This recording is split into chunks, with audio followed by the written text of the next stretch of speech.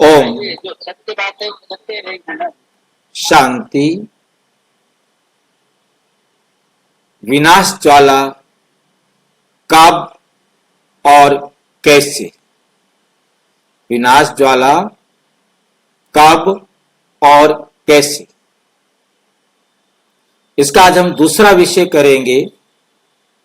विनाश ज्वाला का प्राकट्य कौन बनेगा। प्राकट्य कहा जाता है प्रकट करने वाला। विनाश ज्वाला को प्रकट करने वाला कौन बनेगा निमित्त। कौन निमित्त बनेगा, इसको आप समझ सकते हैं। शंकर निमित्त बनेगा या ब्राह्मण आत्माएं, कौन बनेंगे।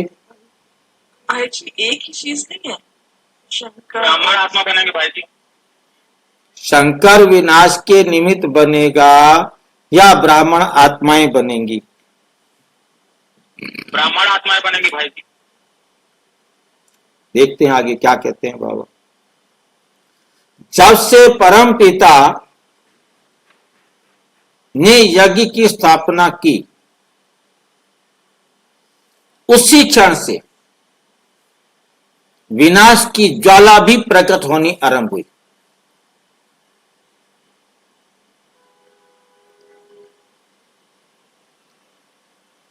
ऐसा क्या समझते, राइट है ये लाइन। कोई ये लाइन मुझे समझा सकता है कि राइट है तो कैसे, नहीं है तो कैसे। भाई जी जैसे भी एक शुरू हुआ था जब तब से ही विनाश की ज्वाला प्रकट हो गई थी भाई। कैसे मेरे को जैसे आप लोग भाई जी जैसे हम आत्मा में सुधार आते जा रहा है तो विनाश खत्म होते जा रहा है, लेकिन वो भी विनाश ही हो रहा है ना। एक तरफ विनाश हो रहा है, एक तरफ तो स्थापना होगी। पहले अंदर होगा फिर बाहर होगा। क्या अंदर होगा क्या बाहर होगा। भाई जी एक बार रिपीट कर दीजिए लाइन, हाँ जी, एक बार रिपीट कर दीजिए वाली लाइन। जब से परम पिता ने यज्ञ की स्थापना की है, उसी क्षण से विनाश की ज्वाला भी प्रकट होनी आरंभ हुई।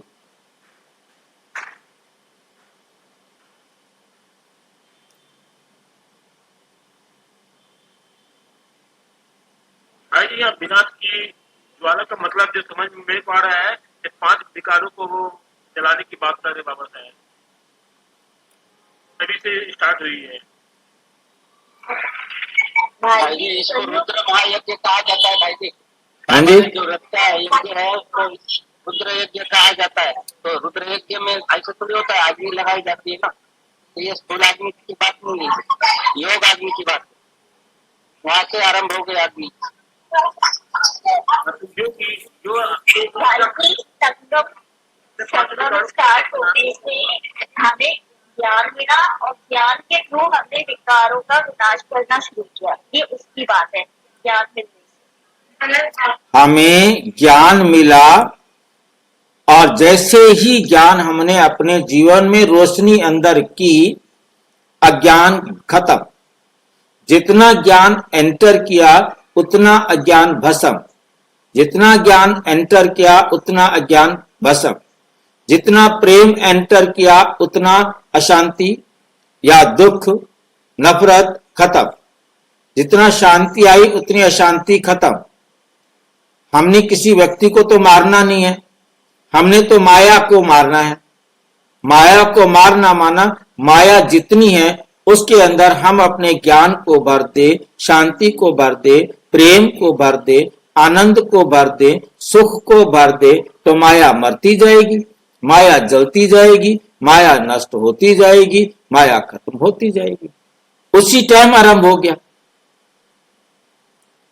कमरे का अंधेरा तो उसी टाइम खत्म हो गया जैसे ही माचिस की तीली जली। जितनी प्रकाश जितनी लौ बढ़ती गई उतना अंधेरा बाहर होता गया।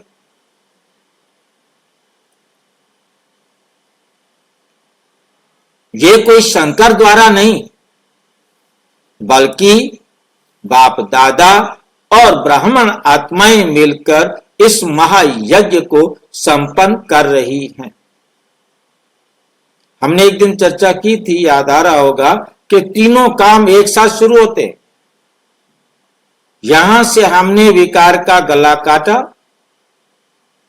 स्थापना हुई देवी गुण की, विकार का गला काटा, अब देवी गुण जो हमने स्थापन किया उसकी पालना भी शुरू, उसकी पालना भी उस टाइम शुरू। तीनों काम पैरेलल चलते हैं, स्थापना, पालना, विनाश, पालना। पहले स्थापना होती है, फिर विनाश होता है, फिर पालना चलती है। पर तो हमने संपन्न तभी बनेंगे जब संपूर्ण माया को हम अपने जीवन से निकाल दें।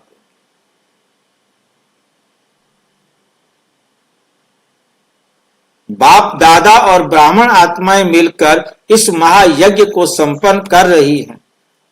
जैसे यज्ञ की अग्नि कभी शांत नहीं होती, वैसे ही विनाश की ज्वाला भी बढ़ती जाएगी। क्योंकि अब हमें किसकी आग लग गई है?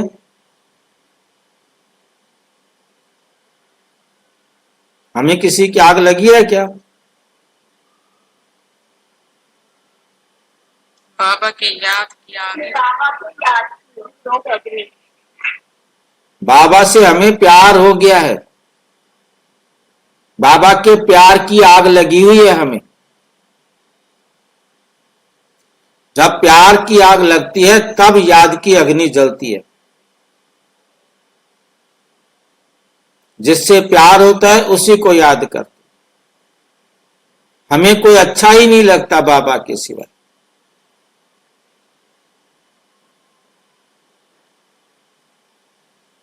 यज्ञ की पूर्ण आहुति के साथ ही तमोगुणी दुनिया का परिवर्तन।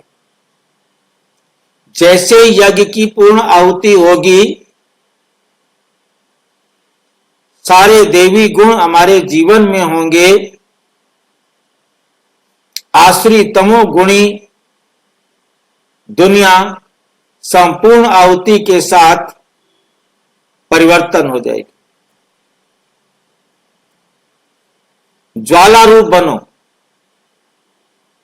निरंतर बाबा की याद में उन्नति करने वाले बनो।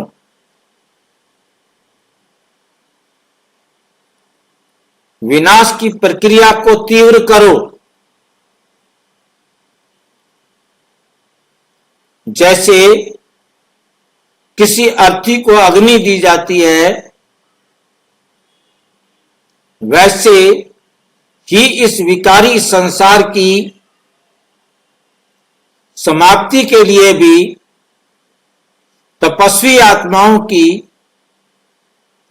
ज्वाला रूप स्थिति आवश्यक है।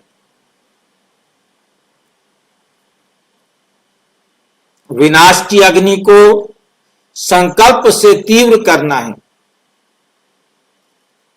ना कि किसी बाहरी साधन से। किसी बाहरी साधन से नहीं, संकल्पों से इस ज्वाला को इतना प्रज्वलित होगी कि तमोगुण का अंत होगा और सतयुग की नई सृष्टि का सृजन होगा, रचना होगी। योग की ज्वाला से विनाश की ज्वाला प्रज्वलित होगी। जिस प्रकार किसी अग्नि को तीव्र करने के लिए हवा की आवश्यकता होती है, उसी प्रकार विनाश ज्वाला को तीव्र करने के लिए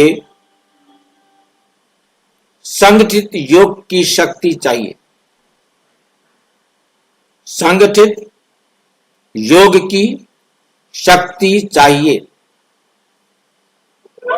जैसे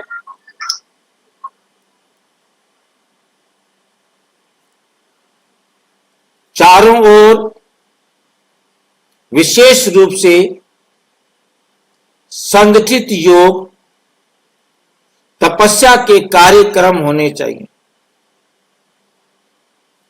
जिससे योग की ज्वाला द्वारा विनाश की ज्वाला को प्रज्वलित किया जा सके।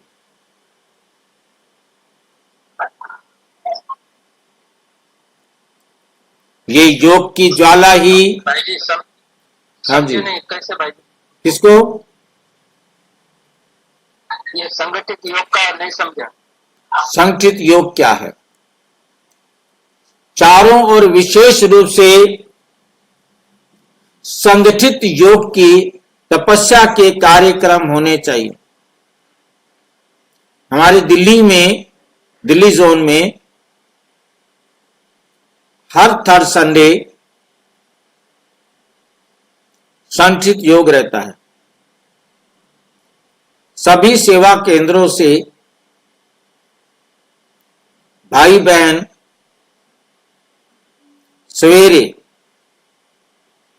5:30-6 बजे वहां पहुंचना होता है। 7 बजे तक संगठित योग रहता है।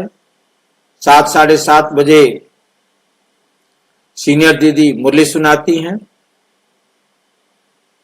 और सबको टोली मिलती है। भाई जी संगठित योग कैसे करवाती हैं दीदी? आपने मुझसे पूछा संगठित योग। संगठित योग का प्रोग्राम मैंने आपको बता दिया, परंतु भाई जी चलती है उसमें मेरे हिसाब से वो संगठित योग कोई खास बेनिफिट वाला नहीं होता, क्योंकि वहां कमेंट्री चलती है, गीत चलते हैं और कमेंट्री चलती है। गीत भी नहीं चलाती, ऐसे कहते हैं ऐसे हिलो ना, बिल्कुल शांत होके बैठो, 2.5 घंटा तक हम भी बैठे हैं, और जो भी मुरली के पॉइंट है उन्हीं को रिवाइज करो मन में, बाबा से बातें करो। तो मुझे तो नहीं समझ में आया ये सब। ऐसा ना कि कमेंट्री बताते करने के लिए कमेंट्री चला देंगे, करते रहोगे। मैं वही बता रहा हूँ कि मैं उनमें जाता रहा हूँ, काफी टाइम से मैं नहीं गया हूँ। बाकी हर महीने का प्रोग्राम आता है, मैं देखता रहता हूँ। परंतु क्या होता है कि हाँ जी, योग तो अपने हिसाब से कर लेंगे, पर संगठित होने ये बताओ। संगठित योग के लिए बहुत सारे बाबा ने युक्तियां दी, परंतु उसको कन्वर्ट उसी रूप में कर दिया गया। जो सबसे बड़ा महत्वपूर्ण है थर्ड संडे का योग। पूरे वर्ल्ड में चाहे कहीं रात का आधी रात का टाइम है, कहीं सवेरे का टाइम है, भारत के समय के अनुसार शाम को 6:30 से 7:30 इंटरनेशनल योग रहता है। इसमें यदि बैठे तो कमेंट्री चलेगी।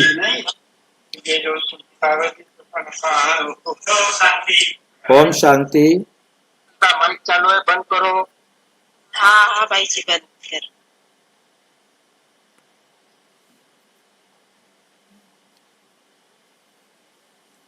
तो मतलब संगठित योग मतलब सबका एक ही हो।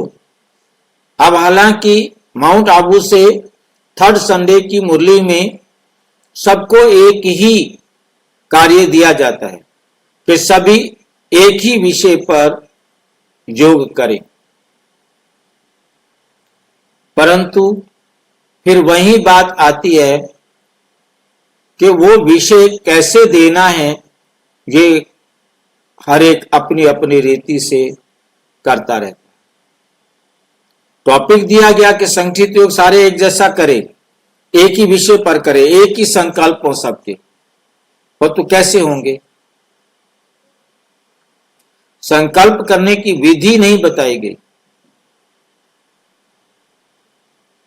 साकाश देने की विधि, मनसा सेवा की विधि इसमें अप्लाई करनी है। आपने सारे संसार की आत्माओं को उस विषय से रिलेटेड गाइड करना है। जब आप हर थर्ड संडे को ऐसे गाइड करेंगे तो उनको सबके संगठन से एक ही संकल्प जा रहे हैं तो वो संकल्पों में पावर आ जाएगी, परंतु संकल्प एक हो। क्योंकि मैंने एक वीडियो बनाया कि मुझे लगता है कि परिवर्तन का समय, सारी सृष्टि का परिवर्तन का समय थर्ड संडे होगा और 6:30 से 7:30 का टाइम होगा, क्योंकि ये वो समय होगा जिसमें सभी ब्रह्मा कुमार ब्रह्मा कुमारियां एक संकल्प होके बैठेंगे। सबके संकल्प से ही परिवर्तन होगा। सभी ये संकल्प करेंगे कि परिवर्तन हो और परिवर्तन होगा। तब तक ये थर्ड संडे का महत्व और थर्ड संडे क्या करना है ये सब तक पहुंच जाएगा, सबको समझ में आ जाएगा। बाकी सच क्या है ये बाबा जाने, क्योंकि एक समय ऐसा है कि जो पूरे वर्ल्ड में एक यूनिट होकर के एक ही संकल्प सारे करेंगे। भाई जी प्रेजेंट में फिर हम क्या करें? हाँ जी, जैसे अभी तो क्लियर डायरेक्शंस नहीं है, तो अभी प्रेजेंट में थर्ड संडे क्या हम सब अपने अपनी मर्जी से। उसके लिए मैं हर थर्ड संडे को मुरली में बताता हूं, मेरी को जो समझ में आता है। हमें करना क्या होता है, साकाश देना होता है। जो टॉपिक दिया गया है उस टॉपिक के अनुसार, जैसे उनमें कहा गया है कि आप शांति की शक्ति को अपने में भरिए, या कोई और बात बताई गई है और सबको दीजिए, तो उसी को जो कहा गया है हम उसी को अपने दिमाग में रखें। पहले उन गुणों और शक्तियों को हम देखें कि हम अपने में कैसे प्राप्त करेंगे। मेरे में है तो मैंने कैसे प्राप्त किया, उसे स्मृति में लाएंगे। जब वो हमारी स्मृति में आ जाएगा, अब हम वो सब आत्माओं को बताएंगे कि इस तरीके से मैंने अपने जीवन में इस गुण को, इस विशेषता को, इस योग्यता को अपने अंदर प्राप्त किया है। आप भी ऐसे करो तो आप भी उनको प्राप्त कर सकते। और यदि फिर भी आपको कठिनाई आती है तो आप सेवा केंद्र पर संपर्क करो, जो भी आपके नियरेस्ट हो। पर हमने कैसे उसे प्राप्त किया, नहीं किया तो कैसे प्राप्त करेंगे, ये अपने आप में समझकर अनुभव करके फिर दूसरों को देना है, दूसरों को अपना अनुभव शेयर करना।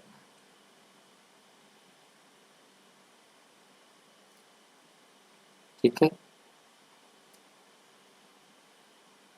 चारों ओर विशेष रूप से संगठित योग तपस्या के कार्यक्रम होने चाहिए, जिससे योग की ज्वाला द्वारा विनाश की ज्वाला को प्रज्वलित किया जा सके।